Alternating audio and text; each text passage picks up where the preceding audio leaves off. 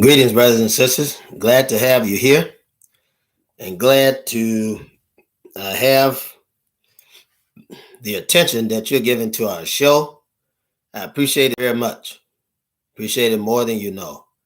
And it's just good for somebody to feel that you have something to say. So I always say, anytime I start out on this show, I can never thank you enough for supporting it.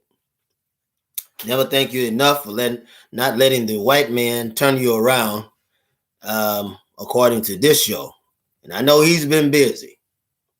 Isn't that right, brothers and sisters? The devil has been busy, right? And some individuals have problems, especially Farrakhan Muslims, when I say white devil. I mean, you've been catching hell from the white man ever since he put you in slavery. And now even Muslims, Farrakhan's Muslims are afraid to call the white man the devil. And it's a shame. It truly is a shame. So, brothers and sisters,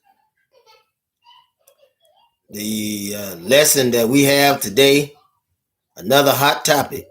You must admit, another very hot topic to talk about. Once again, the situation that we find ourselves in and how we got here, what brought us here, and how we're going to get out. Because that should be mine and your mindset. And if that is not your mindset this late in the game, and brothers and sisters, I'm sorry for you. Because it tells me that if you don't know this late in the game, that the white man is your enemy, your sworn enemy. He's not just your enemy. He's your sworn enemy. You didn't do it.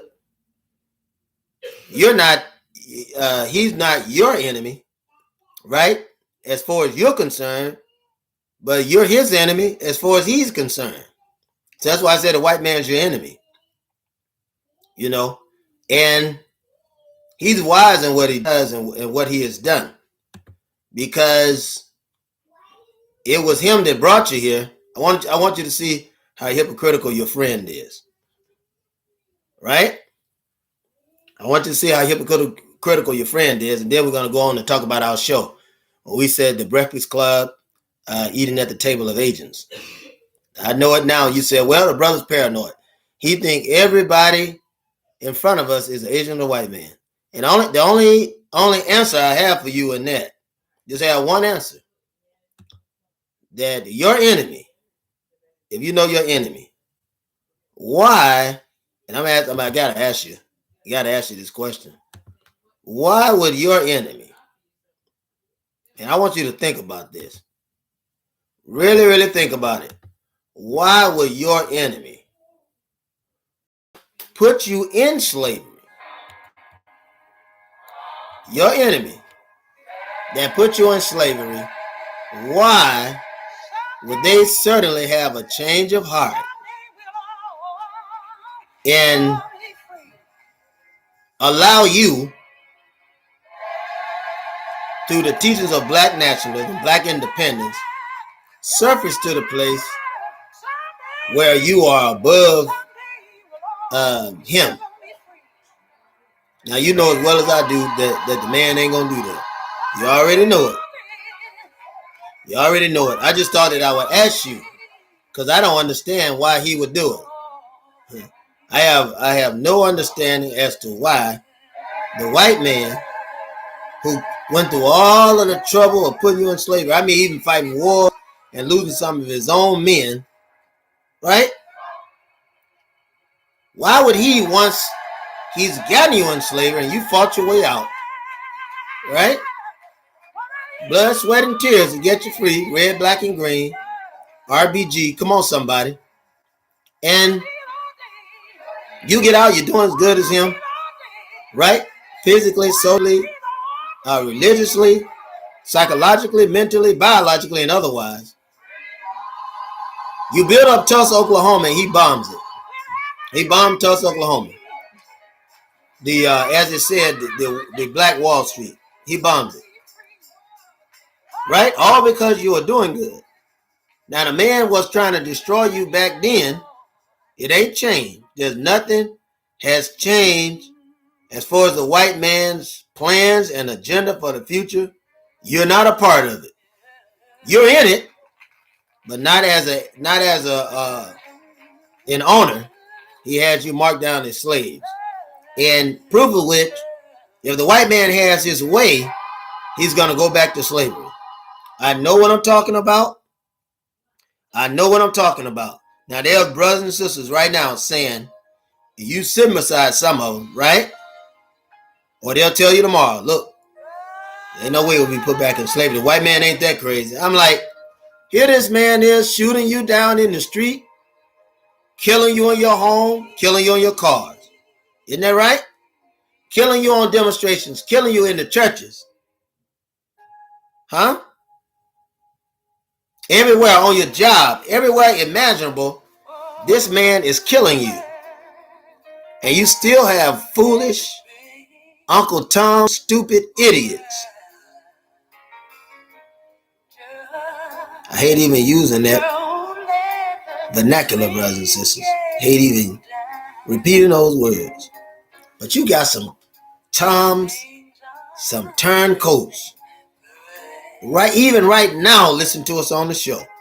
You got them. It'll be a fool, or it would be foolish, right? And you and I would have to be fools to think that there are agents sitting and waiting right now on how they can stop us. How they can stop us, brothers and sisters. Isn't that right? Anybody that has been about something, the white man don't want them in charge. So I tell you, look, the Breakfast Club and the height of reception they receive, right? I can tell you about all of them. We're going to talk about it, and I'm going to tell you, I'm going to give you circumstantial evidence, right, as to why they will be the best agents that come before black folks.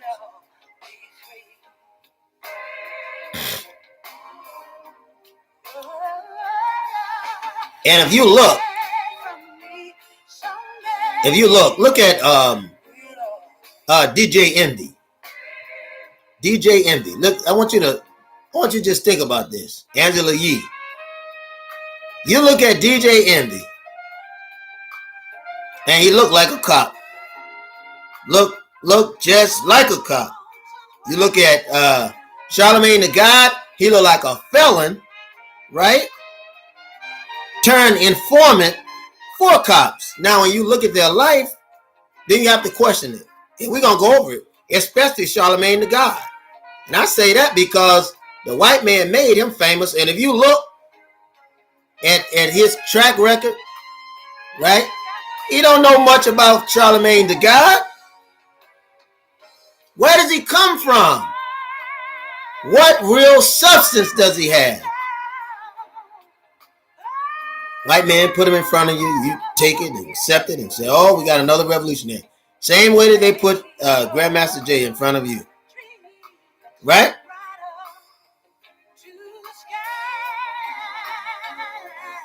They put Grandmaster Jay in front of you. You drank it to the fullest dread. Then when we began to tell you that he was an agent and you began to find out about it, you get angry, right? Because you would like to believe that in this day and time, there are still armies that are standing out. And they are. There are armies that are standing out, brothers and sisters, but we're not putting ourselves nor our soldiers' lives in danger, marching so the white man can check and charter you, so it's got a recognition of your face. It's only agents, informants, provocateurs will bring brothers and sisters in that kind of danger. You don't hear me, brothers and sisters. It's a shame, a tote and a shame, brothers and sisters, for us to be dealing with what we deal with today, same as we dealt with in the past, and for this man to be using the same tricks that he's used in present day that he used in the past, and yet you still get no kind of understanding of who you're fighting against. Don't you know that you're fighting against the devil incarnate? Brothers and sisters, I'm just trying to tell you, because I want you to know. You don't know what the devil looks like. You don't even know it, and he's operating in front of you every day. We went over the book of Isaiah, isn't that right? The 14th chapter, the 14th verse, 14th through the 23rd verse, and it cited Satan as a man. And all the adjectives after that explained him as a man and how he would be punished, and even explained how he'll be dissolved. My God. Brothers and sisters, don't you know that God desires that you would have truth, right, and life, and have that more abundantly? Brothers and sisters. But if we're going to have an abundant life, we got to look beyond the traps and satires of Satan, as he put people in front of us to continuously mislead us. The same way they did when we were in Africa and the invader came. He began to get those that had lust of the eye, lust of the flesh, depravity of life, grabbed them and used them. Somebody talk to me today. For these individuals to further damage, right, and plan those that were in Africa, right? Further damage. Because the first damage that came in was when the white man invaded your land, right? Raped the women. Women were with child, right? And you want to do the right thing, wanted the man to marry in. Here you are going against the teaching and training of the ancestors, which says, come out from among them, right? Do not marry them, O ye my people, right? For they are unequally yoked. Instead of you listening, it's a shame, I have to tell you. You got to talk about it. Instead of you listening, you went on your own way and did exactly what our ancestors told you not to do. Brothers and sisters, it put us in this situation. Isn't that right? It put us in this situation. So he says, peace, Brother Karim, peace. Sister Donna, peace. Glad to see you. Glad to see you, Black Seminole, peace. Glad to see you all of you out. We're discussing the Breakfast Club. Charlemagne the God is a known sex offender, right? Statutory rape. Charlemagne the God, right?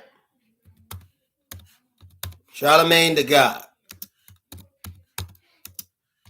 A known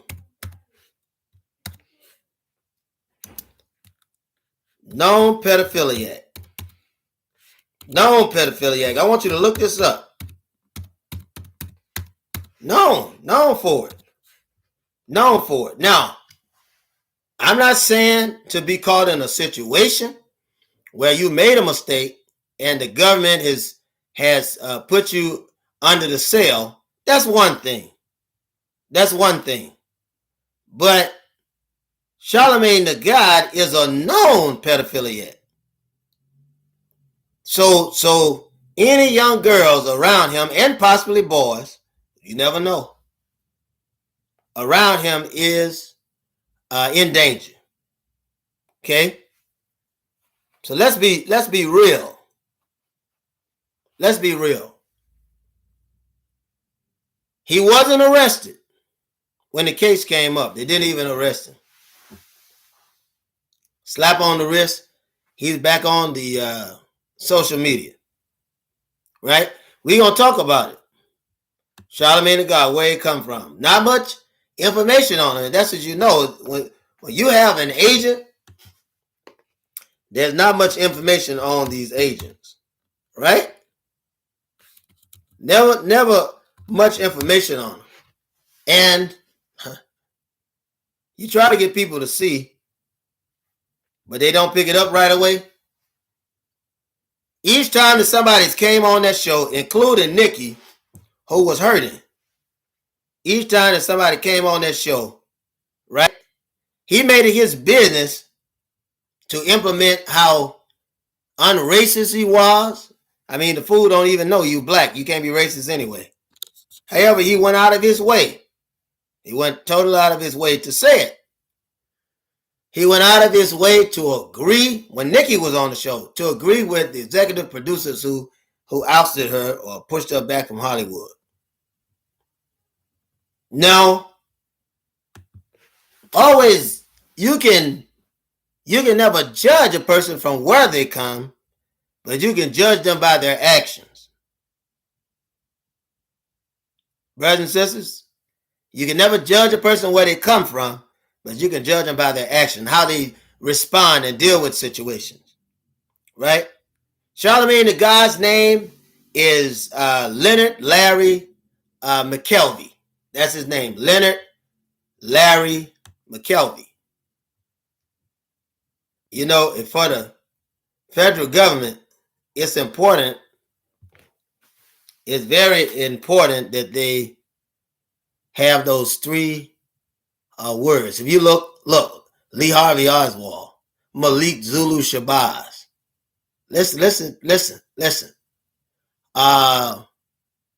What's the guy that killed Dr. King? James Earl Ray. They say he killed Dr. King. You know how Dr. King was killed. The doctor in the hospital smothered him in Memphis. Smothered him. He wasn't dead when they shot him. They smothered him. But look at that, Sirhan, right? Isn't that right? They have a type of code in how they put these names out. Now, this Leonard Larry McKelvey, who's known professionally as Charlemagne the God, born on June 29, 1978. So the young brother is 44 years of age.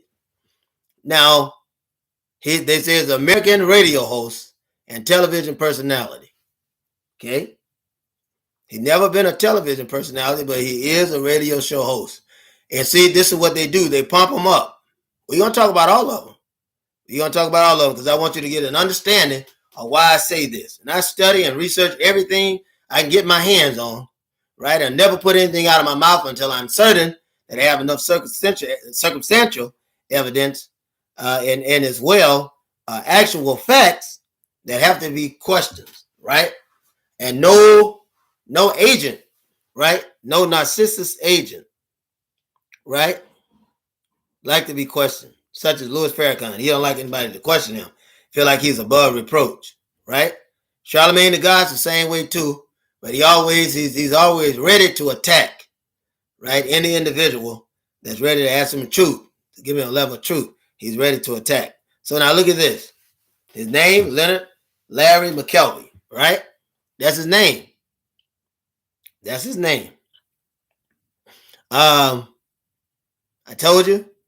Let's say he's a television personality. He is a radio show host, not a television personality. That would indicate that he himself is an actor, right? With his own personification. So those are totally different. Those are totally different. One is a build up to put him along with celebrities. It's a build up. And he is a type of celebrity, but not in the class of Denzel Washington or anything like that. He may be a journalist. See, they say a television personality. You may be a journalist. The work that he's doing is independent journalism, but it's not necessarily a television personality. Because again, that will put him in a certain place. And this is what they're doing mentally. They're trying to put him in a certain place that makes him unreachable and of a certain class. All right. So he's co-host of the national syndicated radio show, Breakfast Club. The Breakfast Club, excuse me, with DJ Envy and Angela Yee. Now, all three were inducted in the Radio Hall of Fame. I want you to look at this. They hadn't been busy very long, but they already given them prominence. This is how you know. This is how you know it's the government involved. There are individuals that have been radio show hosts with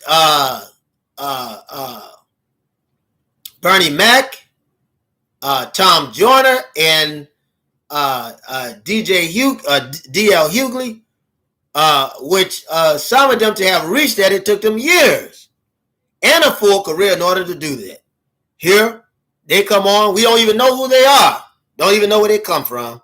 But yet, the man has put them already in the Radio Hall of Fame. I'm just, brothers and sisters, bear with me.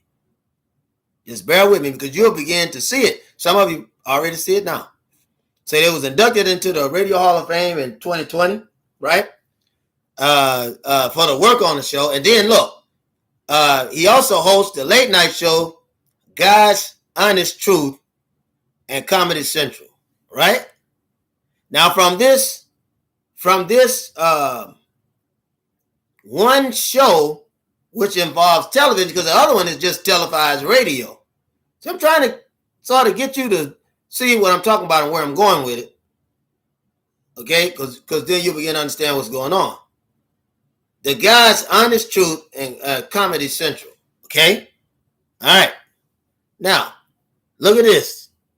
Look at this. Prior to his work on The Breakfast Club, he worked as a radio personality for several radio stations and also spent time as a second mic on the Wendy Williams Experience and Wendy Williams on VH1.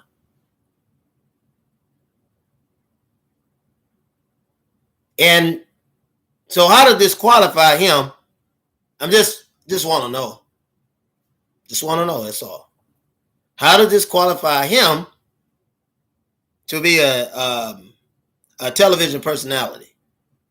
Just want to know. He has, in his show that he does, has an attachment. He doesn't stand out independently nor alone. And certainly not in a way where we would know him, right?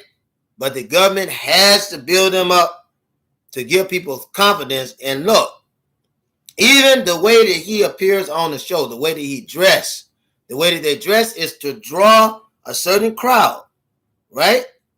Because he's right in the middle of Generation X and Generation Y. Right in the middle. So it's to draw a good crowd, right? Make them focus on them and say, hey, if they're doing it, I can do it too, right? And they make them give them these massive amount of money that you know they're actors and stars and radio personalities, real radio personalities and real television personalities. They're not getting paid the kind of money that they're getting paid. I tried to tell you, if another example of this is Nuri Muhammad. He writes a book about relationships, right? Now I want you to compare his book with Barbara Walters' book, right? The white journalist, right? Barbara Walters, old plastic Barbara Walters, right? Miss Plastic herself. And even Joan Rivers, the second plastic lady, right? And you say we don't have any superheroes. We have them in broad daylight and dear life. We got them. Because these white people getting all this plastic done, they're able to stretch. Isn't that right? They're able to stretch into from one age to the other, getting all this plastic done. Literally traveling time. Yeah. Yeah, so they superheroes, real life superheroes. So you look at Joan Rivers and you look at Barbara Walters, right? Now look. Both of them wrote books. And their books together did not nearly sell as many books with as much money as Nuri Muhammad. And they're white. You don't hear me, brothers and sisters. This is suspect. Again, who really know Nuri Muhammad? Charlamagne the God may be known by everyone because Breakfast Club was televised to such a rate, right? Because it was organized by the government. Because if it hadn't been organized by the government, it wouldn't get off the ground. Look, Sean Hannity had a show, right? He's a famous antagonizing journalist there on Fox, right? I know because I had to deal with it, right? Sean Hannity had to open his radio show and close it. Listen to what I'm saying. Listen. And with all the millions of dollars that the contributors give him, he only had a certain amount of time to run, right? The Breakfast Club has not been running at such a rate or to a high extent where they're able to do that. But with the government behind it, they're able to do it. And they're black. Again, they're black. Remember, we're in America. America is racist. Remember, we're in America. America is racist. Trying to make a point here. So, they say he's the founder of Black Effect Podcast Network. Here you go. He's a founder of something. Right? This is how they do. This is how they do. He's a founder of something, right? Right? He launched this Black Effect podcast network, right? That nobody knows about. We don't really know about it. Is that right or wrong? We don't really know about it, but he lost it. So they say, right? We don't have any information one way or the other. Then featured on Guy Code, featured on Guy Court, featured on Girl Code, right? So we're gonna dump him into some stuff and sort of create a personality for him. You don't think that government sponsor film while you're out of your mind? The United States government got its finger in every pot that's boiling on the stove. And you can believe that if you want. Now, he's also, they say, was a VJ, right, for the week in jams with DJ Envy and Sophie Green, right? In 2015, McKelvey began hosting MTV2 show Uncommon Sense. That's what they say. We don't really, it must not be successful because we ain't even paying attention to it, right? How do I know? Because I did the ratings on it, right? In the shock jock tradition, one of McKelvey's personal mantras is "bite my tongue for no one," right? And every time he opens his mouth, he's cooning for that white man. I mean, it is a dead giveaway that he will go against black people in subtle ways. He's the one that go against them. His name should be Charlemagne the Sellout. That's what his name should be. But you call him a god, so who am I to say anything against it, right? He was called Hip Hop Howard Stern by Rolling Stone magazine. Here, look. Look. Rolling Stone magazine, a white magazine, right? They compare him to Howard Stern. Impossible. I don't even like Howard Stern, but Charlemagne the God is nowhere near that kind of personality. But, hey, the white man pushed him up, and if you want to believe it, you can go and believe it. Now, I have a problem with the fact that he was Jehovah's Witness turned Muslim. But when you look at him, he's not living a life, right? He's not living the life. But he said he was turned Muslim. He's not even living a Muslim life, right? Isn't that right? He attacks black people, not even speaking from a level of consciousness at all, right? He comes from South Carolina. He grew up on Monk's Corner in South Carolina, right? Right? Where's Monk's Corner? For all of y'all that don't know, it's a small town. Population of about less than 8,000 people. Population of literally less than 8,000 people, right?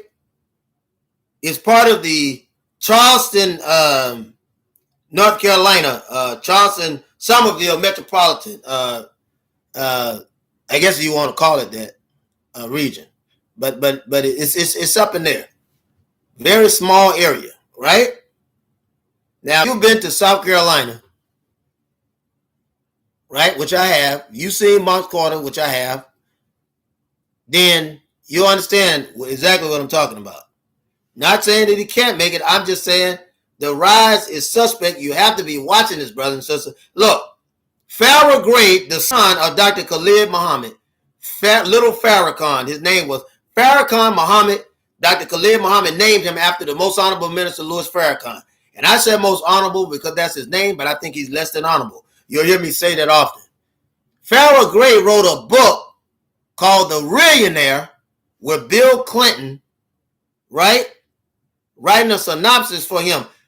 Don't you think that's a little out of place when it was Bill Clinton who influenced the House of Representatives, the House of Senate, to put a muzzle on Minister Farrakhan, Khalid Muhammad, and then Minister Farrakhan, who belongs to Bill Clinton, that's his boy, right? His literal boy, Bill Clinton. If Bill Clinton is a slave owner, right? He run the plantation. Farrakhan is Bill Clinton's boy. He passed him on the head and said, Bill, you need to fix this. Bill pat Farrakhan on the head and said, Farrakhan, you need to fix this. He said, I'll fix it, boss.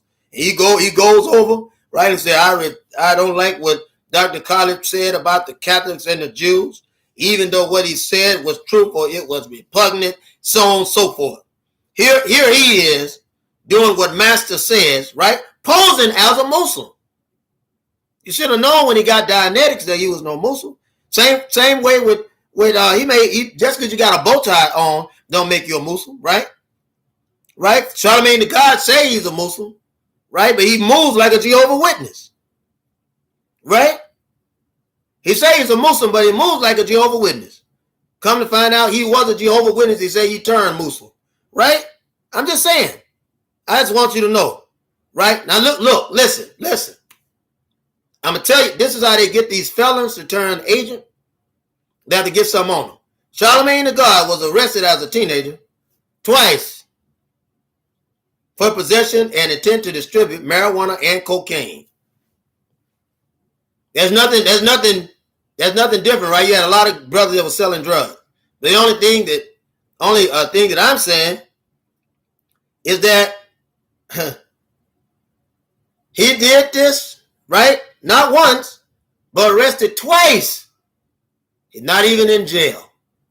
So don't you know somebody had to pass the deal that his father had to be compromised too? Brothers and sisters, look, when he was arrested a third time after being in a near non-fatal shooting, listen to this. His father refused to pay the bail money. All right, now understand where I say they're from, Moncks Corner in South Carolina. This is Charleston region, right? I want you to do the research yourself, right? Now, what these charges carry a lot of money. How does his dad get $500,000 to pay bail, right? Right? How does he get this money to pay bail? You got to ask yourself that question. I know wealthy people that don't have that amount of money, right? Because stuff is getting tight. It was tight then, right? After 41 days in jail, he asked his mother to pay for bail, at which point his father decides to give him another chance. Listen to this cozy story. I don't buy none of it. I don't buy none of it. After his release, McKelvey began to attend a night school, right? And graduated from Berkeley High School, right, in Moncks Corner. In 2001, brothers and sisters, I mean, you can't make this stuff up. In 2001, McKelvey was accused of sexual assault after a party. He denied having sexual relations with the accuser, right? This is a young girl, right? And cooperated with authorities, providing DNA evidence, which failed to support the claim that he had sex with the victim. Listen.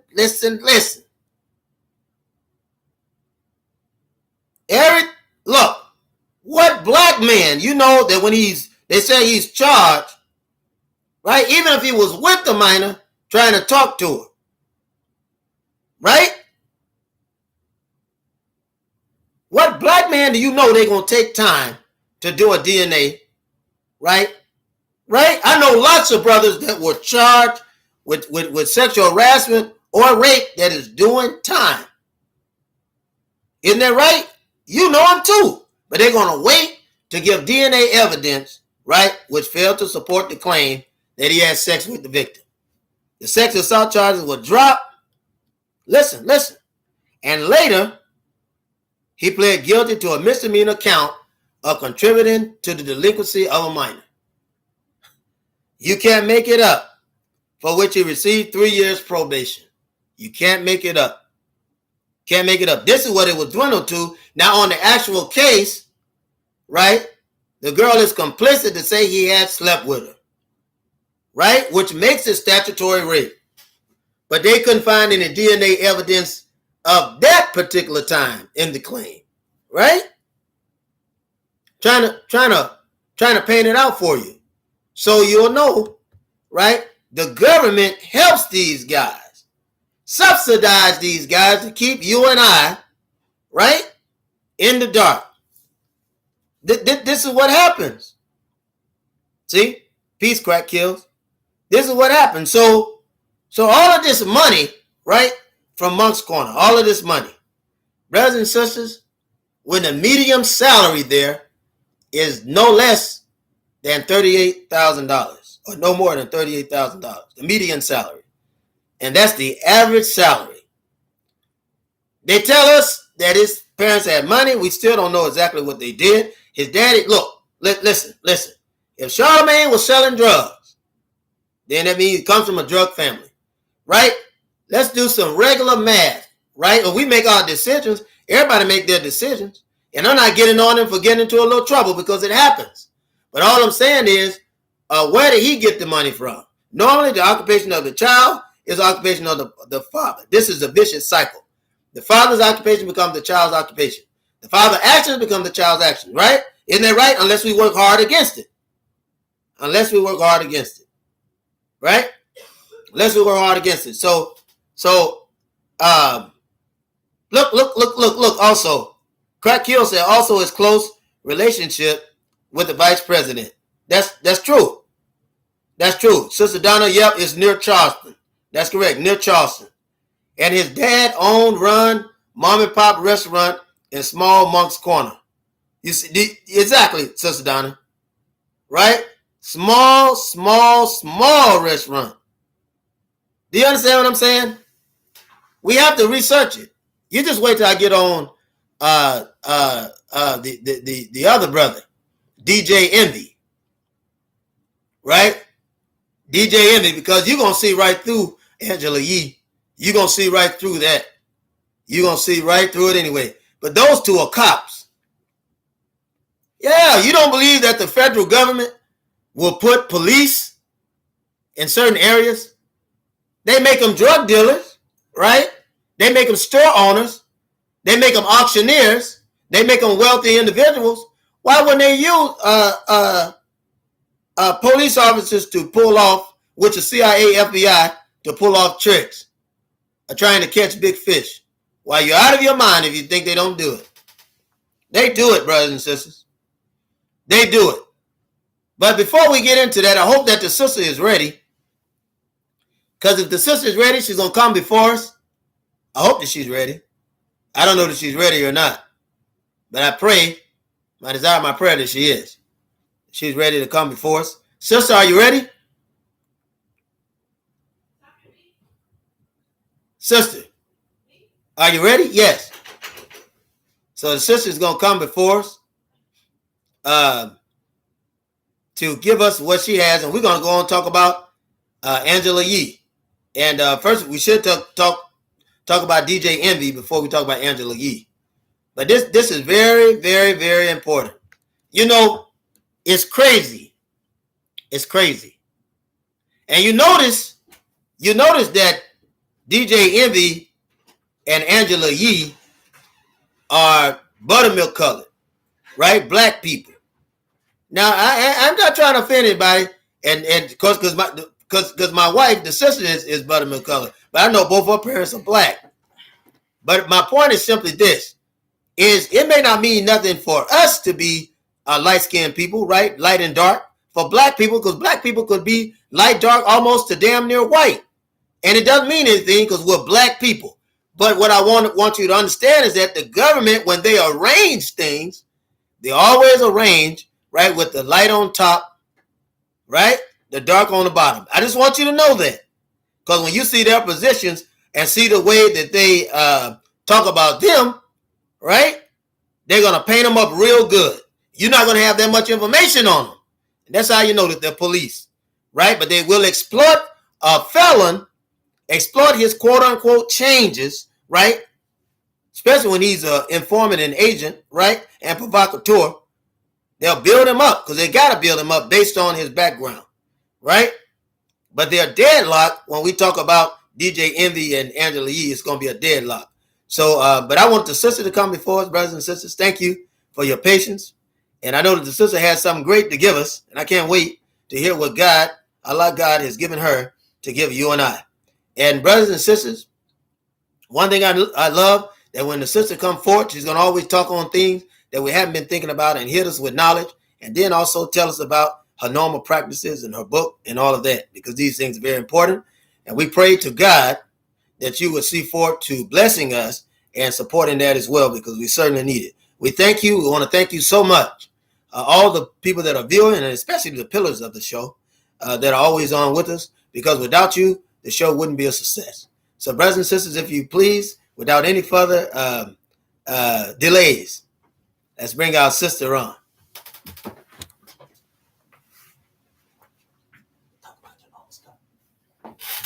Peace, love, and light. Greetings to everybody. All right. Hope you all are doing well. Peace, Donna. Peace, Donna. How you doing tonight? All right. I hope everybody's doing well. Hope everybody's doing well. And I know we're talking about agents among us, right? That's what y'all talking about tonight. Agents among us. And, you know, we do need to absolutely be mindful, be watchful, be prayerful, and, you know, be alert. Because people are very obvious if you're paying attention. People are very obvious if you're paying attention to their behaviors. And of course, we want to be careful. We shouldn't be calling everybody an agent, right? Because some of us are just ignorant. And it may be the case that you need to speak up against ignorance, right? Against misinformation. Absolutely. Because if we don't have a solid foundation to operate off of, you know, if we're not operating off of truth and understanding, right, then, you know, we make bad decisions. All right. And we say things that are not progressive, that are not helpful, and that are contradictive to what we say we believe, right? And I don't want to get too far off a topic, whatever you all were speaking about. I was not in here, so I don't really know exactly what you all were speaking about. But what I can do is I can share what's on my heart today, right? And what's on my heart today is that we as a people need to value one another. We need to value our relationships, and we need to get back to our family values. Okay. We need to get back to our family values and value family, value your relationships.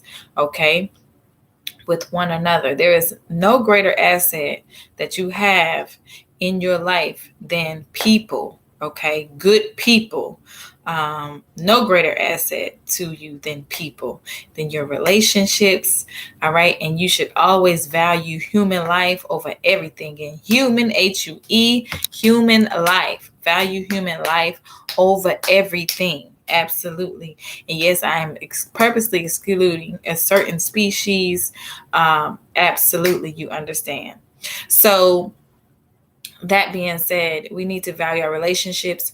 We need to have more discussions about our values as members of a family, of a greater family, not just your immediate family, but as a greater family as a whole. Because that's the only way for us to move in power, is for us to move in unity and of the same mind, to have groupthink and mutual understanding and have the same principles. Okay. Understanding that, you know, the holy original Trinity is the mother, father, and child. Okay. And anything against the black mom, the black father, and the black child, of course, we need to be anti that. Absolutely. And we need to stand up in defense of our black men, our black women, and our black babies at all costs. If we want to have a better future, if we want to be people of power, if we want to have any substantial power over our own lives and freedom, okay? Because you can't have freedom and liberation without power, okay? And in order for you to obtain any type of power, you're going to have to defend what you have, and you're going to have to fight, okay, to acquire what you need to have or should have. All right, absolutely. I'm saying this, you know, there's a lot of, there's been a lot of communication about, I'm just going to throw some things out there that I've seen in the airways. A lot of communication about, this McDonald's meal thing that happened, going out, on different social media pages.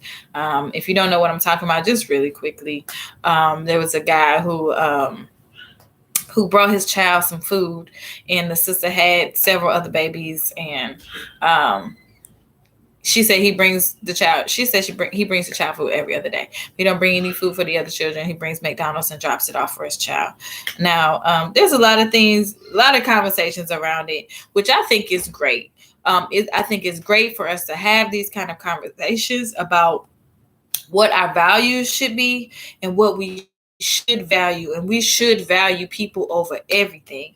And we should always appreciate people for what they are doing and what they can do, but also make it clear how we can do better for each other and how we can do better for our children as a whole. All right. We should always be discussing these type of things. So definitely never hold back from that, from sharing your truth on that, because that's the only way people are going to do better if they know to do better. That's the only way they're going to do better, if they know to do better. And we have to value our Black men. We have to value our Black women, and we have to value our children. All right. It's going to take all of us. All right. So we don't have so many broken homes. We need to learn how to get along with one another, how to love and appreciate one another. And at the root of that is really valuing the people in your life. Valuing the people in your life. You know somebody needs help. What are you doing to make sure that person gets the help that they need, the information that they need, etc., etc.? Excuse me. And I understand everybody doesn't have the capacity for that. It is what it is. But if you do, then then do it. You don't have to keep people around you who are abusing you. That's not what I'm saying. But what I'm saying is that you need to value your good relationships, all right, to maintain those relationships and to establish relationships, because there's nothing more valuable in your life than people. And even those people that you feel like are not the best people to have in your life, you have to understand that people do better when they know better. Okay. And you have to make sure that they have the right people, the right information and the right people in front of them. It's not good enough to just sit around and talk about folks and how ignorant folks is and what all you think is wrong with them or wrong with the situation. Okay. If you know people around you that have the same mentality, doing a lot of these same things, not taking care of their children, not caring about the children, what are you doing about the situations and circumstances that are around you? Are you valuing your relationships? What are you doing? Because we have to understand that we are the change. Each and every one of you watching this video, I'm holding you all accountable. I'm holding you all accountable. Yes, I am. You may not like it, but I'm holding you all accountable. You're accountable for anything that happens around you that you just let it go. Absolutely. You're responsible for anything that happens around you that you don't speak up. You don't speak your truth. You don't share the information that people need so that they can be better. If you got some information and some knowledge and some wisdom that's going to help people be better, you should be sharing it, and you should be doing it without any kind of shame. Okay. Share it without any kind of shame. Okay. Absolutely. Absolutely. What are you ashamed of? You should never be ashamed of sharing something that's going to help somebody. All right. And doing it in love. All right. We can all do that. That's something we all can do. You ain't got to have no money to do that. You ain't got to have nothing, and you can do that. All right. So I want to challenge all of you, each of you, to do that. Do that every day. Absolutely. Do it every day. And I'm not talking about just preaching to people. I'm talking about sharing useful information and knowledge and things that can help. That can help them to do better and be better. If you know it and you see it and you have it, you are responsible to the Black community to share whatever information that you have to help somebody else around you to be better. You are responsible. We are responsible for one another, because when one of us does better, we all do better, and we are better what? Together. We are better what? Together. We are better together. Absolutely. All right. So I just wanted to make sure I share that, because we have to do better at valuing the people that are in our lives, okay, and not talking bad about people, abusing people, misusing people, or criticizing people all the time, and talking down about people, and not helping in ways that we can help. Okay, because that makes you a hypocrite, and it makes you a part of the problem. Okay, because if you're not a part of the solution, then you're a part of the problem. There's no neutral ground. Then I don't believe there's any neutral ground. There's no neutral ground when you're at war. There's no such thing as being neutral in war. Okay, unless you are a party that don't have nothing to do with the war, but we are in warfare. If you're watching this video, and here in America, or even all over the world, really, we are in warfare. So, I can't even think of right now, I can't even think of a situation where anybody would feel like they're a neutral party to what's going on in the world right now, because there is a global race war. A global race war. This is not just happening in America. This is a global race war. So you have to understand that each of us are responsible for our people and how this turns out, because it's not just a physical war. It's not just physical. We're talking about something that it's spiritual, okay? It's social, and most definitely economic, okay? And we might have physical freedom, you understand, in a lot of places. But the truth of the matter is, we are economically enslaved. We are politically enslaved. And the only way you're going to come up out of that is to know to do better for yourself, to know to do better for yourself first and foremost, and to help those you can help to do better. That's the only way. That's the only way.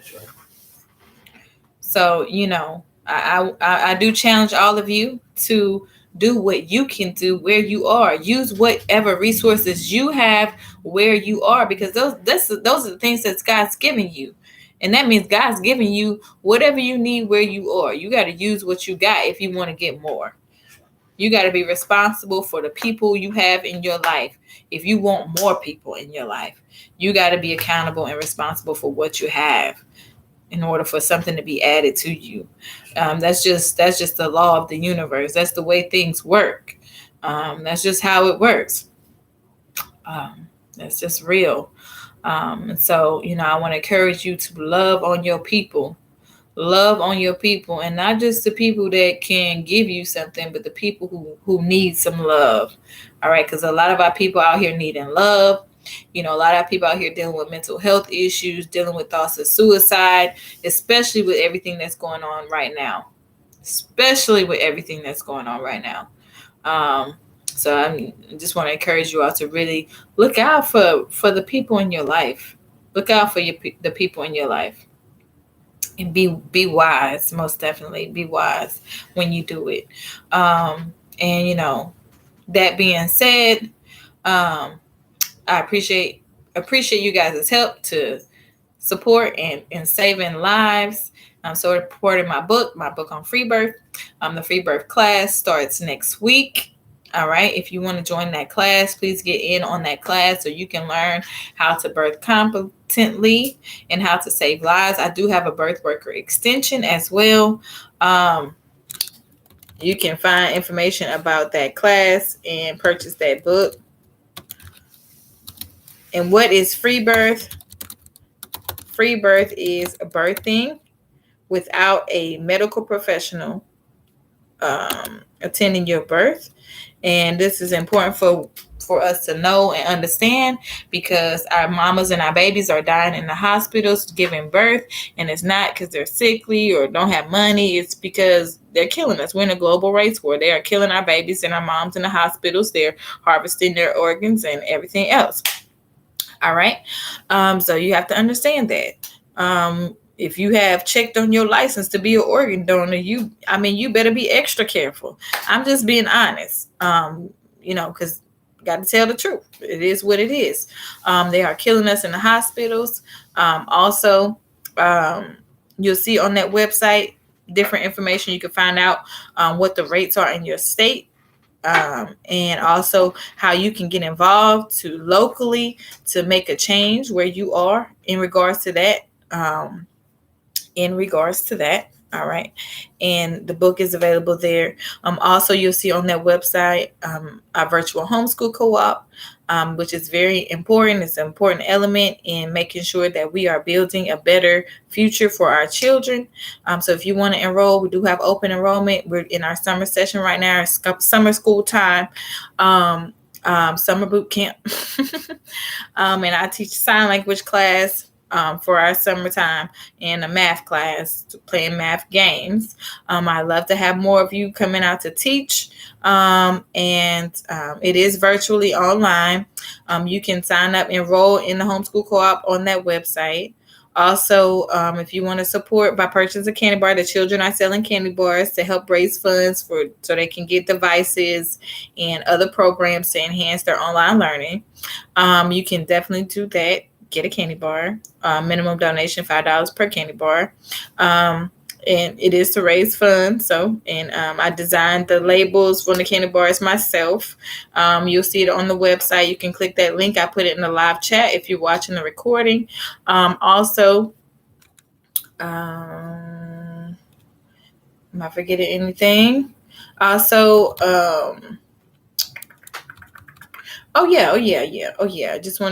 I know some of you, we're in an economic crisis right now. A lot of people are looking for employment. I am hiring people to work from home. You tax-free income. And you can email me at babymightyllc@gmail.com. And you can email me your resume I can get you started with your own business. If you don't want to go into business for yourself, that's fine. You can be an independent contractor under my business and go ahead and make you some money in your pajamas. Okay.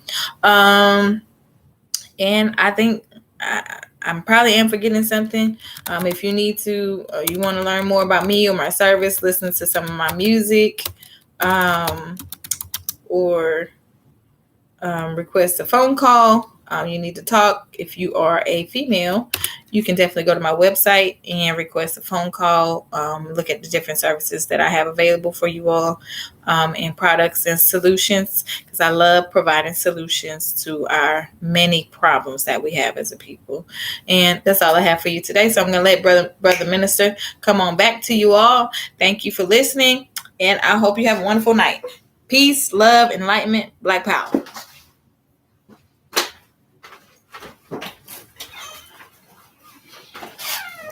Brothers and sisters, we thank the sister for coming forward and giving us the knowledge that she has to help us along the way, because while we're in this war, brothers and sisters, we have to know that if anything happens to us, we can't go to the white man's hospital. Isn't that right?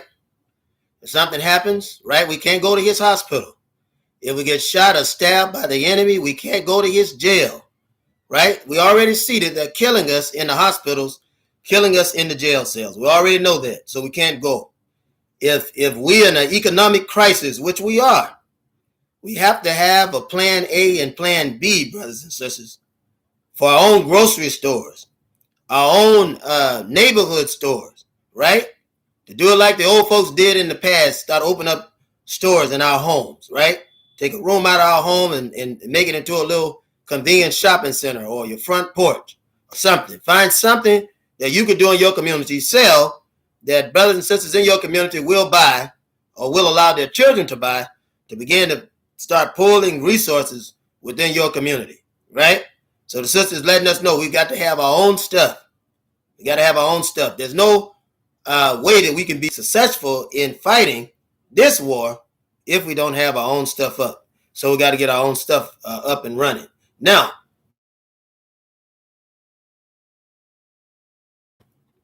right?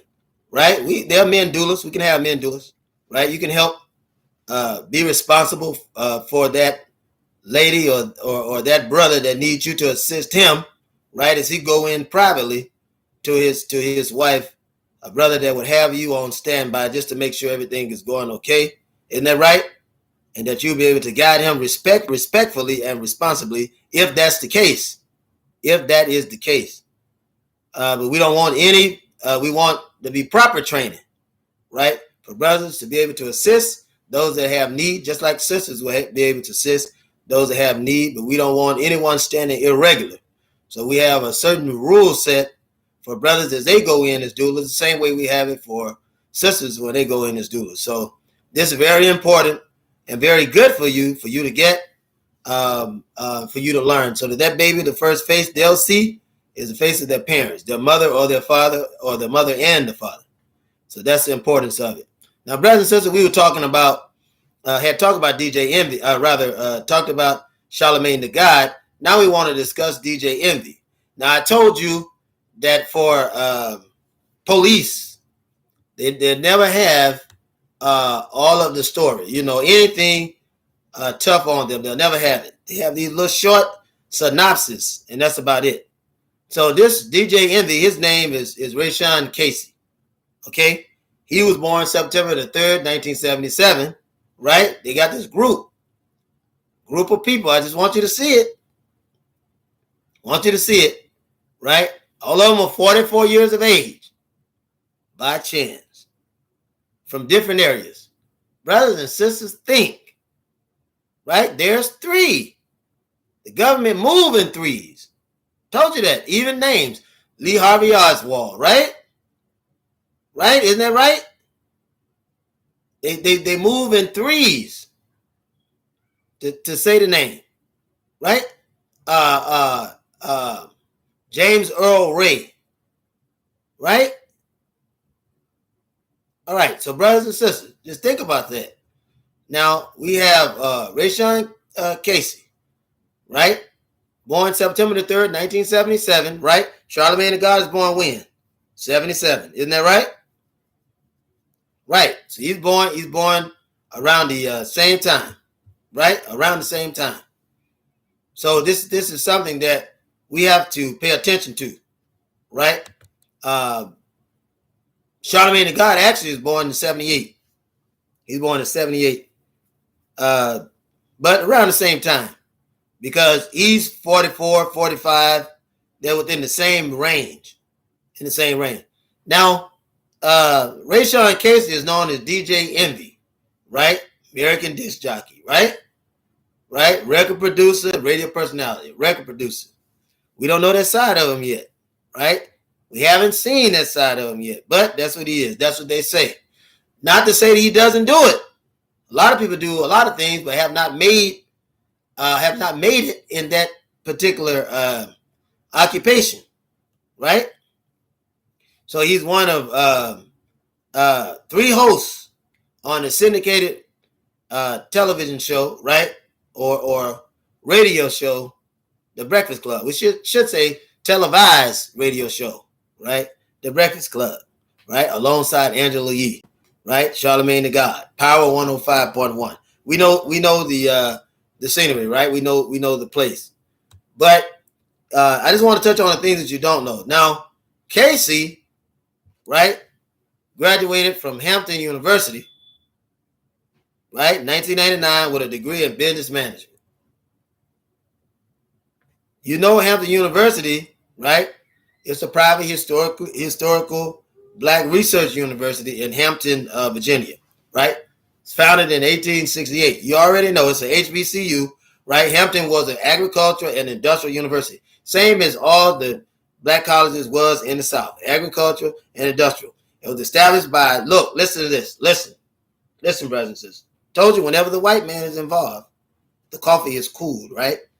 The coffee was strong, but it began to get weak, right? Black coffee, no sugar, no cream. We want the full effects. Look what I'm saying. It's the same thing, and same play on power that they do at Morehouse, same thing in Hampton. Let's look. I want you to understand this. And anytime the white man is involved, anytime he's involved anywhere, it's suspect. It was established by black and white leaders of the American Missionary Association after the American Civil War. There you have it, brothers and sisters. Right? What is the purpose? What is the purpose of the government anytime they infiltrate anything is to produce this Americanness affect, right? Told you about A. Philip Randolph. He had created a powerful organization, but what? President Franklin Delano Roosevelt intercepted it, right? He intercepted it, had an executive order, and he produced what he wanted because he didn't need anything messing up his campaign, right? Now this show you how this infiltration of DJ Envy. I'm gonna show it to you. Look, a native of Queens, New York, DJ Envy called them DJ Shrimp, right? That was his name, DJ Shrimp. All right. He was tutored and mentored by neighborhood acquaintance DJ Clue. DJ Clue, right, was at that time a producer that was working with the United States government to give them an inside look of what rapping was at that time. This is in the 90s. What's going on in the 90s? Khalid Muhammad. What's going on in the 90s? X-Clan. What's going on in the 90s? Digital Underground, right? Boogie Down Production. Tupac. Niggas with an Attitude. KRS-One. Right? Public Enemy. Conscious shows. And Ernest Shaw or Ernesto Shaw, DJ Clue, right? Give them an inside view of everything that's going on for them to be able to take rap life culture that had united black people, right, and structure it, right, toward division. And then they took out of it gangster rap, right? And we already know who the persecuted was, and the crucified was there was tension created by the federal government with agents, i.e. Sean Puffy Combs and what's the other guy, Suge Knight, right? Who created beef between Biggie and Tupac, right? And eventually they squashed the beef and they're gonna organize their own labels, but that would have put Sean Puffy Combs out of a job and would have put Suge Knight out of a job. So instead, they had him killed, right? White people went on and pushed the kill button, and now they hijacked rap into gangster rap, and now it's turning into perverted rap, right? Because you got Nas, right? You got this young, what's it called? What's he called? Think they call him Young Nas or something like that. Who he's just outright gay. They're pushing a gay agenda now, right? Right? And they even distorted the name of a true rapper, Nostradamus. Right? True rap have been destroyed as a main focus. So they've taken the bread and butter out of true rap, pushed it over to this gangster rap, which gangster rap now is going into a white soliloquy. Isn't that right? Not even rap anymore, right? To destroy a generation that was united and hearing truth on a grand scale. You got to understand that. That's DJ Clue, another agent, right? This DJ Clue introduced him to the mixtape circuit in native Queens, right? New York. DJ, right? This is the 1990s, huh? DJ Clue took him under his wing, right? As he climbed up the disc jockey ranks, by the early 2000s, he was hosting commercials, exclusive, and big name rappers like Hot Flames, right? You all know Hot Flame, and who we really, you know him, but he really didn't go commercial, right? Because he wouldn't totally buy in, but he was still working with the government to get the attention of other rappers, right?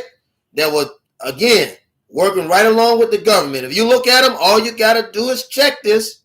Because I know a lot of people about to get angry right now, but I'm about to tell you. And then we're going to get on Angela Yee. Look, Jay-Z is compromised, 50 Cent is compromised, and the Locks is compromised. Right? All of them are compromised. Every last one of them. And these are the guys that they grabbed from the 90s.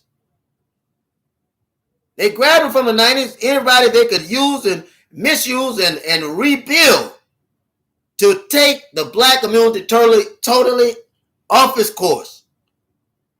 Because we don't know what the hell gangster rap is. Right? And if they're promoting gangster rap, then that means they're demoting regular rap. Right? And so if you're not with the game of pushing this homosexuality, if you're not with the game of distorting the black community, then these people are noticed. Because look, KRS-One is still rapping hard, still putting out the knowledge, but you don't hardly hear anything about him from syndicated radio. Is that right or wrong? Is that right or wrong? So brothers and sisters, over this building reputation with DJ Clue, right? They signed him to a record label, Desert Storm. Now let's talk about Desert Storm record label. I mean, first of all, the name Desert Storm. Woo! I mean, what?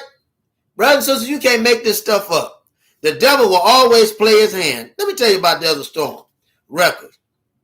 First of all, there was a war named Desert Storm. Come on, brothers and sisters. Talk to me and walk with me. Right? This war, right, was the rename, right, of Desert Storm, Desert Shield. Okay? Prior to Desert Storm, Desert Shield, there was Desert Storm. Now, I'm gonna say that this was a government name war. So that means if it's a government name war, then this is a copyright issue, right? Listen to me, brothers and sisters. Anytime you get a name, well, especially a federal name of a war such as Desert Storm, Desert Shield, Iraq, Iran, Kuwait, this carries copyright issues with it, right? Because the name itself has to have an ISBN. Has to be copyrighted. Now, Desert Storm Records is an American record label founded by, wait for it, Skane Dollar, Ken Duro Eiffel, and DJ Clue. You don't hear me. In 1997. The same year, right? The same year. I want you to understand this. This is crazy. See, this is how you put the clues together. This is how you put all the clues together, right? I want you to see this in no uncertain terms. That way, when I tell you, I don't want to hear you say you didn't know, or did nobody tell you. I don't even want to hear you say it. Because I'm letting you know right now what happened. They did this, right? The same year. It had been 1 year anniversary, right? Because Tupac was killed in September 13th, 1996. They did this in 1997, right? That's when Desert Storm. It couldn't have worked with the Revolutionary. It couldn't have worked, right? So officially, and they'll give you another date, but officially September 1997, they come up with this idea, right? And they got you see, DJ Clue is the key to all of this. We don't know. We barely know who Skane Dollar is, or as it says, Skane Dollar. We barely know who Ken DeRay Eiffel is beyond their titles as far as the rap game industry is concerned. But we know who DJ Clue is. And he gave them this inside look of the rappers, right? Right? He had been around a long time. Very, very long time. So now this label was formerly distributed through Elektra and Atlantic Records, both currently held by the government, right? And men that work along with the government, right? For Universal Studios, whether you know that or not. Currently distributed through Def Jam and Universal Desert Storm Radio. I just told you Universal, didn't I? Universal Studio. Who run Universal Studios? The Jews. The Jews that run the government, right? So I just want you to know what's going on. So DJ Clue never really had a handle on anything he was operating. He was merely put in a position, right, to make it look like he was in control and to be a connector and to bring in, right, any other ones, right, that they could turn, right, in this rap game, because that's what it is now. It's a game. Now, Lil Nas X, that's right, Sister Donna. Lil Nas X is promoting the gay agenda in rap and is exposing rappers, other rappers that have slept with him. Right? Right? Exposing them. Ja Rule and so many others. Right? Little nasty Nas. That's what I'm going to call it. Nasty little Nas. And they have just been all up in him. Right? Right? Because they're taking something masculine and something Afrocentric in texture, right? Our history, our mores, our foreways, all of this, and they're taking it, right? And they're distorting it. This is what white people do. What do they do to African culture? You see white people trying to live African culture, and it is such a mockery. Anybody remember brothers in the 80s that were conscious, and they said they were conscious, and they began to date these white women and try to bring these white women into consciousness? And it's like every time you saw the white woman, them braids in her hair and everything, even oil in her hair, right? Hair stuck down, matted like a dog, right? Isn't that right? You know I'm telling the truth. And teaching their kids all these Afrocentric words and it was so crazy because here the enemy is, right? The one that caused you all this grief, trying to hide inside of your culture, and you sitting up here, you patting them on the back. Same way Farrakhan is doing when he letting these white Muslims, right? These white Mexicans and white Muslims come inside of the Nation of Islam, calling them Muslims. The very term is an oxymoron. Don't forget to like, subscribe, brothers and sisters, thumbs up. Don't forget. And so, Lil Nas, right, is pushing this gay agenda. Isn't that right, brother? This is Brother Bruce agrees, right? He's pushing this gay agenda. So he's exposing. It's crazy. It's crazy. He's exposing what has happened in the new rap culture. It wasn't a part of the old rap culture, right? It became a part of the new rap culture. So they started mixing, right? They started mixing felonious lifestyles and felonious acts into what was otherwise informative, right? Rhapsody. Rap is informative. That's our very own journalism, right? Our very own poetry, right? Our very own hip hop. And they started mixing, right, and distorting rap. Brothers and sisters, it's so plain to see, right? You look at DJ Envy and who he's around, right? Birds of the feather flock together. Come on, brothers and sisters. It's not good to hear. I'm just asking you to keep your eyes open. That's all. Because if you pray for understanding, soon God, Allah God, will give you understanding, right? To know how the mind of this white man works. There's no way in hell, not a one, that God is going to allow, right, this kind of stuff when he deliver us. But right now you can see that the devil's in charge. And Satan will put anyone that's going to secure his agenda, right? Right? The white devil, right, as a global influence is satanic. That's Satan. He will allow any black sellout, buck teeth, buck dancing, jiving Negro stand in front of you and I and do whatever he wants, right? As long as he keeps our attention, right, on that foolishness and we're not watching the devil. That's what he does. That's what he does. And black brothers are willing to sell their lives out, brothers and sisters. Literally sell their life out. Right?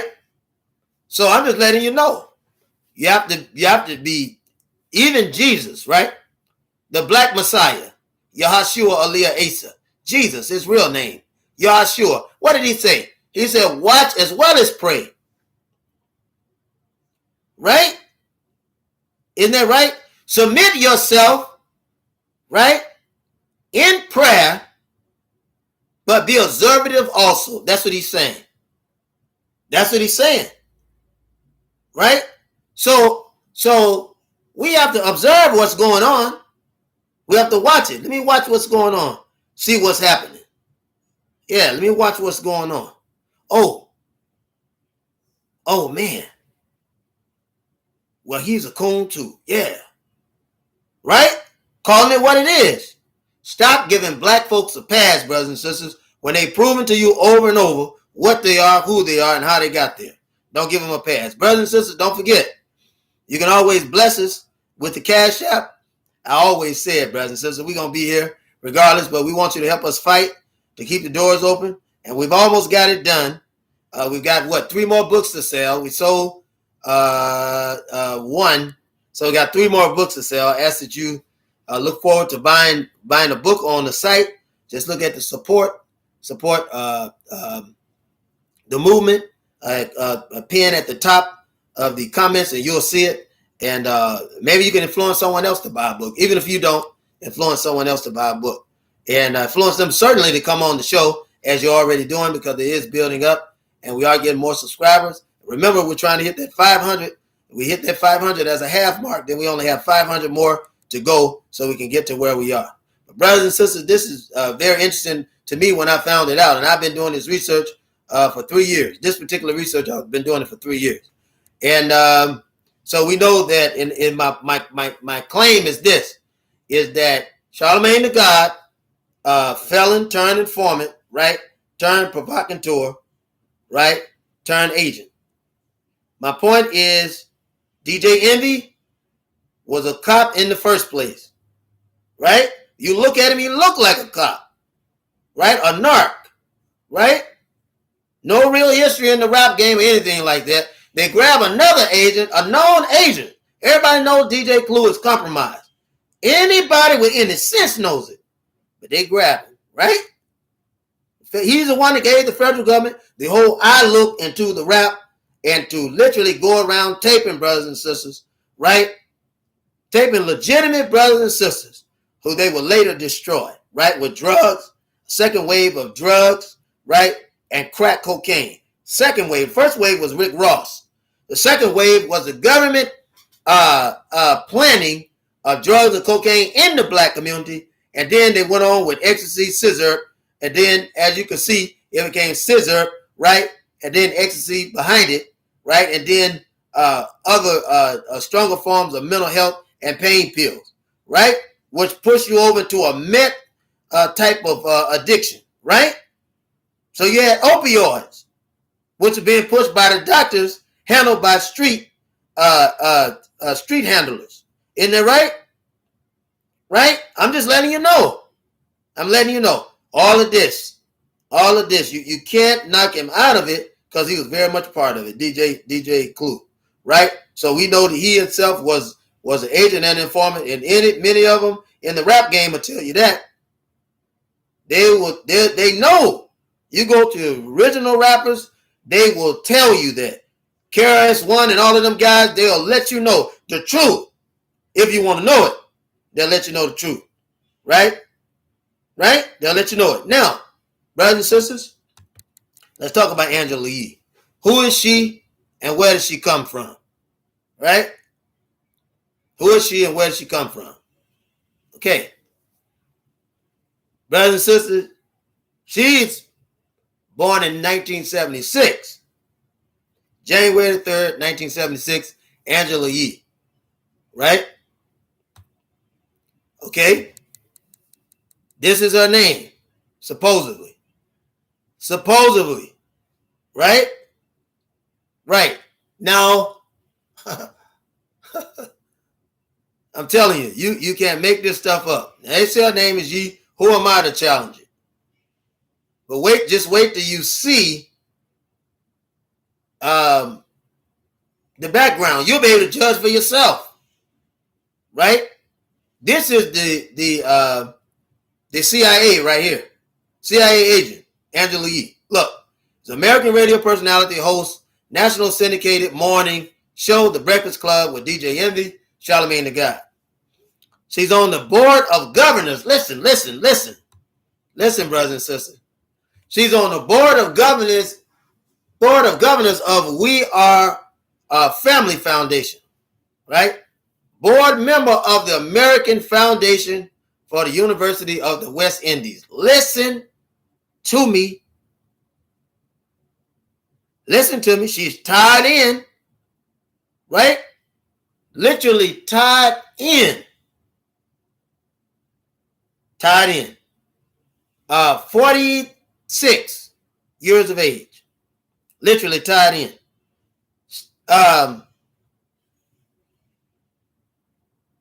Get my motor going here. Another thing is this. I want you to listen to this. She is the first ever, first ever ambassador of the New York Public Library System. Boy, they got her built up, don't they? Since 2019. See, that's what they do.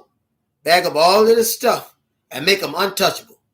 Since 2019, she served as the BSC Global Diversity, Inclusion, and Community Engagement. Whatever that means. But it's global. The Western global power structure. She has a global diversity, brothers and sisters. What the hell is she doing on a radio broadcast station? Her early life and education. She was born to a Chinese father, right? And an Afro, what do they call it? Help me out here, brothers and sisters. The father was Chinese, and an Afro, what do they call it? The Afro-Asiatic, it's called the Afro Mustration.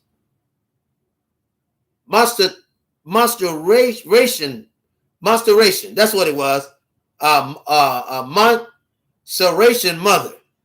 That's what it is. Now, they're talking about British territory. They're talking about British territory. So a father was Chinese, right? Right? And when you say Montserrat, right? Or Montserrat, right? Monsieur. When you say that, I want to explain that. This is British territory. These are something almost royal, right? In the Caribbean. This is what they own. Listen. It's part of the Leeward Islands, right? The Leeward Islands, right? The northern part of the Lesser Antilles, right? Chain of the West Indies. The Montserrat is about 16 kilometers, right? Long and 11 kilometers wide and roughly 25 miles of the coastline, right? Nicknamed the Emerald Isle, right? So she's tied in globally, right? And even just like Barack Obama, you thought he was poor. Angela Yee is the same way, and not just tied in globally, but part of the Queen's Court, so to speak, right? It's part of it. Barack Obama too is also what? Barack Obama is the second cousin of Queen Elizabeth. Come on, brothers, huh? And they had you and I thinking that he come from a middle class family. He's the fifth wealthiest man in the world. Literally owning great parts of India and Afro-Asia. Literally, including Kenya. Angela Yee, her family is owning a large portion of the islands, the Montserrat Islands, right? Right? Which is part of the British Parliament. Right? The House of Lords. Huh? I'm just trying to sort of paint this picture for you. They were raised in Flatbush, Brooklyn, in New York. Makes no sense at all. She attended Poly Prep. You know Poly Prep. If you're from New York or you've been to D.C., you've heard of Poly Prep. It's an independent, co-educational day school with 2 campuses in Brooklyn, New York, and the United States. The middle school and the upper school are located and Dykers Heights section of Brooklyn, while the lower schools are located in Brooklyn Park. Now, Pilot Prep is it's a privileged school, right? It's a leadership development for gifted education program that offer promising students of color access to private school education. It is again a privileged school. It's targeted toward higher achievement for New York City minority students in public, charter, and parochial school system, right? But we know that it's strictly for parochial school system because her collegiate year she attended Wesleyan University, right? Majoring in English, graduated in 1997. She pursued employment in marketing and music after her completion of study. What about Wesleyan? What is Wesleyan? It's a private liberal arts university in Connecticut founded in 1831 as a men's college, right? Right? Under the church, right? With support of prominent residents of Middletown. Prominent residents, right? So she's privileged and they're hiding her, right, within the mix. Now, they tell you that she garnered her internship with Wu-Tang Management. Now, the Wu-Tang Clan, right? The Wu-Tang Clan was walking around with these Asians. They were invested, right, in the global structure under the Asian entities, right? I'm trying to tell you. I just want you to know that everything is not as it seems. That's all I want you to know, is everything is not as it seems. And when people come on that show, they're not interviewing them, they're interrogating them or interrogating them, right? And they're integrating them too, but they're interrogating them when they come on the show. If you look at the show that they did, the most recent show they did with Monique, you'll find out that everybody that ever came on that show, that Charlemagne the God was interrogating all of them, including Dick Gregory. Right? You name him, and he himself interrogates them.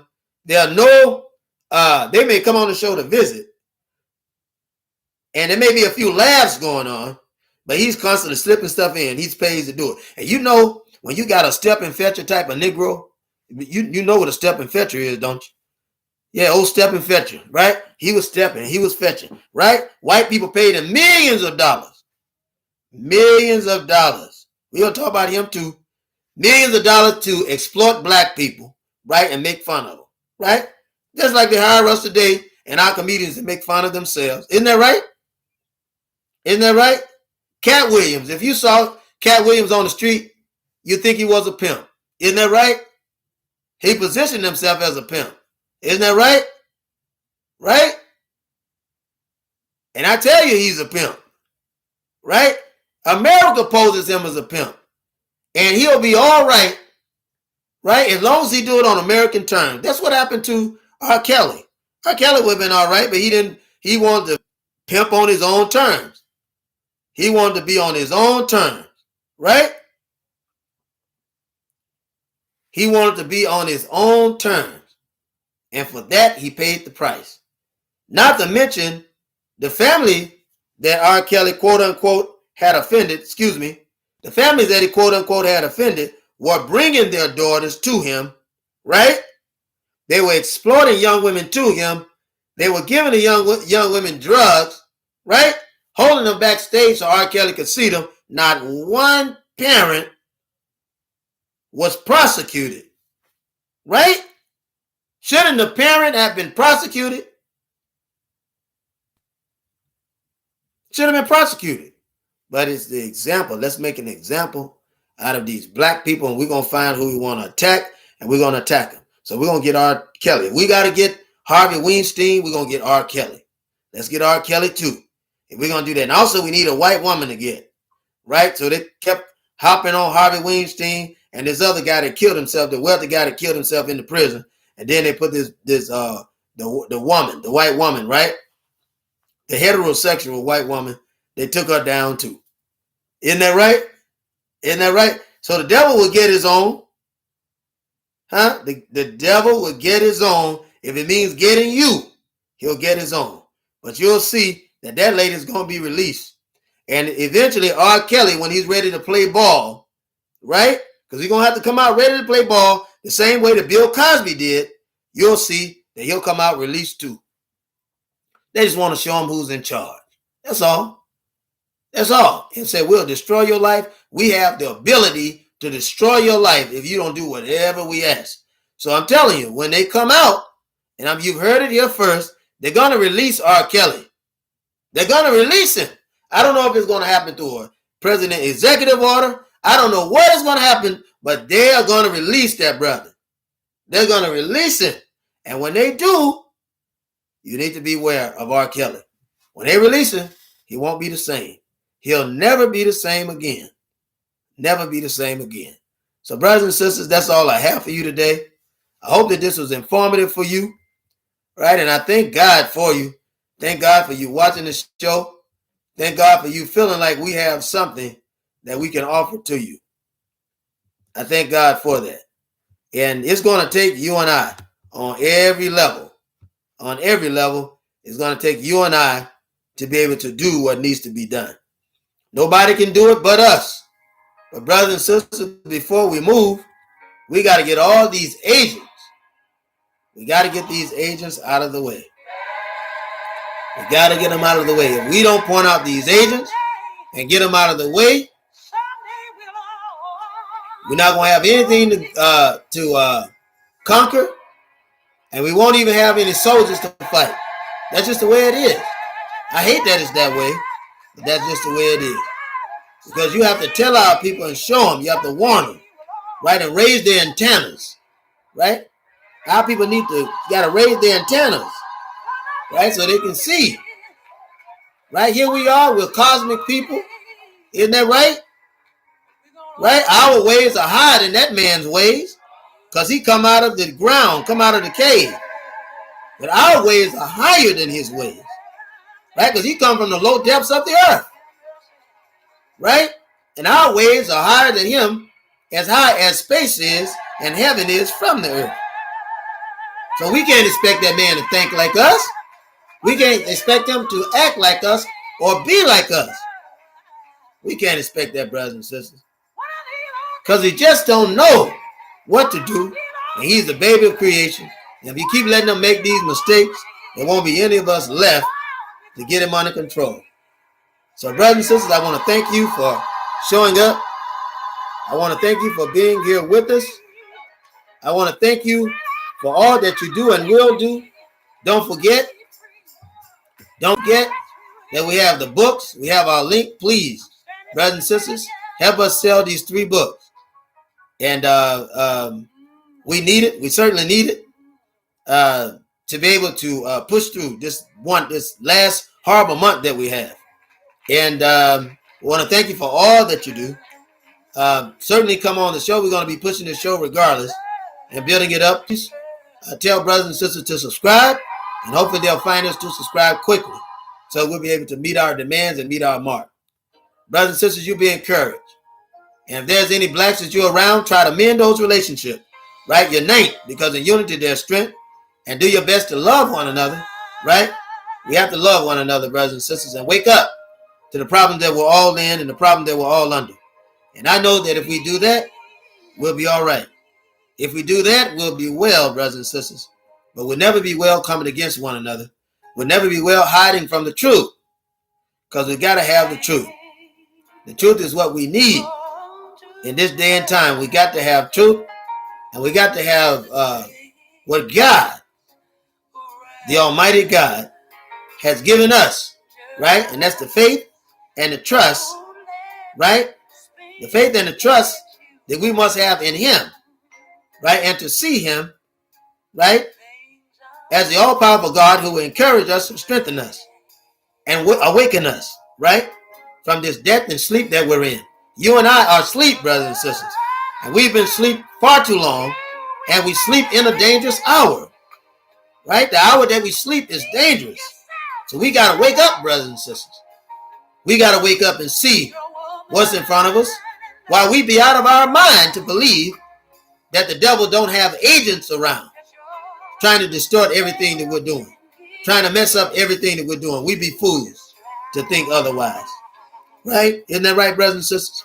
So I encourage you right now, this night, this day, I encourage you to be encouraged and to stand therefore in the liberty that you have been made free by God. You have been made free, brothers and sisters. We have been made free. We have been made free today. So we just got to stand in that freedom, stand in that justice. We got to stand. We stand so strong that one can't fall for the other. I said we got to stand so strong that one can't fall for the other. So brothers and sisters, I salute you. I salute you this day. And I thank you for coming on the show. I thank you for all that you do and all that you will do. And I pray that I've said something to encourage you to be strong and to stand up a little higher with your back straightened out and standing beside your brothers and sisters locked, your hands together as we walk down this road and as we unite as one power, one voice. That's right. One faith, right? And one baptism, right? Because we've been baptized, right? In this revolution that we're in, that we stand together and defend one another as brothers and sisters. As I started in the beginning, I say unto you again, peace be unto you. Assalamu alaikum.